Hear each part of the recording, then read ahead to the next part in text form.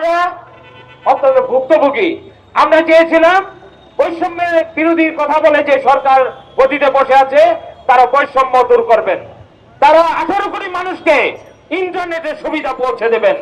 আপনি কোন স্টেক হোল্ডারের সাথে কথা বললেন না, আপনি কোন ইন্ডাস্ট্রি কারোর সাথে কথা বললেন না, কোন গ্রাহকের সাথে কথা বললেন না। রাতের আঘাতে আপনি জনগণের পকেট কাটার ব্যবস্থা করলেন। 9 তারিখে রাতে একটা প্রজ্ঞাপন জারি করলেন। কাকে নিয়ে করেছেন, কার স্বার্থে করেছেন? কিন্তু আমরা দুঃখের সাথে আজকে রাজপথে দাঁড়িয়েছি। আমরা যেখানে বলেছি ইন্টারনেট বন্ধ করার সময় আপনারা দেখেছেন মুঠোফোন গ্রাহক অ্যাসোসিয়েশন থেকে কিভাবে আমরা প্রতিক্রিয়া ব্যক্ত করেছি। জীবনের জান বাজি রেখে আমরা এর প্রতিবাদ করেছি, প্রতিরোধ করেছি। আমরা এই সৈনিক, কিন্তু আমরা কখনো দাবি করি না আমরা সরকারের সুযোগ সুবিধা চাই না, কিন্তু আমরা চাই আমাদের ন্যায্য অধিকার, আমাদের ইন্টারনেট মৌলিক অধিকার আমাদের প্রতিষ্ঠা করতে। আপনার মোবাইল ইন্টারনেটে বলি, পত্রপত্রিকা টেলিভিশন দেখাচ্ছেন 56.3% ভ্যাট কেটে নেওয়া হবে, কিন্তু আসলে কি তাই? আপনি যদি প্রত্যেকটা লেয়ার অনুযায়ী ভ্যাট হিসাব করেন তাহলে সেটা দাঁড়ায় প্রায় 80%।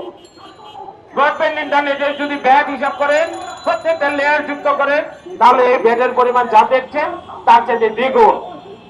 এই সব কিছু কিন্তু জনগণের পকেট থেকে আদায় করা হবে। দুর্নীতিবাজ কোন রাজস্ব কর্মকর্তার মুখ আপনারা সাংবাদিক ভাইদের অনুরোধ করবো, এদের মুখ উন্মোচন করেন।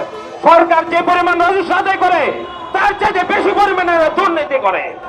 প্রত্যেকটা ব্যবসায়ীকে আতঙ্কে পরিণত করেছেন, প্রত্যেকটা নাগরিককে আতঙ্কে পরিণত করেছেন।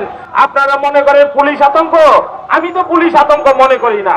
সবচেয়ে বড় আতঙ্ক হচ্ছে এই রাজস্ব বিভাগ, এই এনবিআর, যারা জনগণের পকেট কাটে, জনগণের গলা টিপে হত্যা করে, যারা নির্যাতন করে, জুলুম করে জনগণের সাথে, এরাই রাষ্ট্রের বড় শত্রু। এদের বিরুদ্ধে আপনাদের কলম ধরতে হবে, এদের বিরুদ্ধে আপনাদের ক্যামেরা উন্মোচন করতে হবে। যেভাবে একটি ছাগল কাণ্ড উন্মোচন করেছেন, আসুন প্রত্যেকটা রাজস্ব কর্মকর্তার আপনার মুখোশ উন্মোচন করেন।